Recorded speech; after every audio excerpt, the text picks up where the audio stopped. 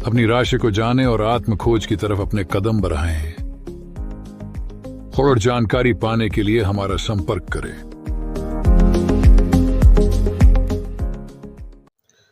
नमस्कार, फरीथी हाजर थयो छुं आपनी समक्ष एक नवो विडियो लईने।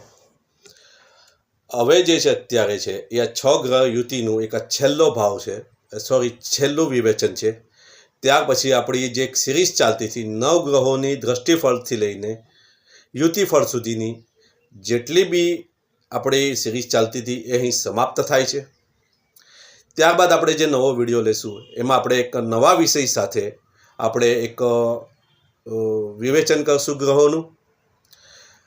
જો આપ સૌને મારો વિડીયો ગમ્યો હોય તો લાઈક અને શેર કરજો। કોઈને પણ જો વિવેચન કરાવવું હોય કુંડળીનું તો હું ડિસ્ક્રિપ્શન બોક્સમાં મારો જે નંબર છે વોટ્સઅપ નંબર એ હું નંબર આપને મૂકી દઈશ ડિસ્ક્રિપ્શન બોક્સમાં, જેથી આપ સૌને સુગમતા પડે। કોઈને બી કુંડળી વિવેચન કરવું હોય તો એ લોકો મને કોલ અથવા તો વોટ્સઅપ પર મેસેજ કરે। સૌ પ્રથમ તો મને વોટ્સઅપ પર મેસેજ કરો।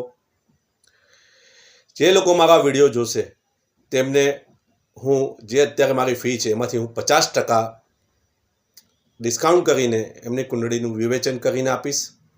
તો ચાલો જોઈએ છેલ્લો વિવેચન 6 ગ્રહ યુતિનું। તો ચંદ્ર, મંગળ, બુધ, ગુરુ, શુક્ર અને શનિ આ એક છેલ્લો પાઠ છે એનો। ધનવાન, ધર્માત્મા, ઐશ્વર્યવાન, ચરિત્રવાન, કોઈ પણ ગ્રહ જોડે મંગળ બુધનો યોગ થતો હોય તો જાતક વક્તા, વૈધ, કારીગર, શાસ્ત્રજ્ઞ એટલે શાસ્ત્રમાં પંડિત અને વિદ્વાન હોઈ શકે છે। અહીં સંપૂર્ણ 9 ગ્રહોનું વિવેચન પૂર્ણ કરેલ છે।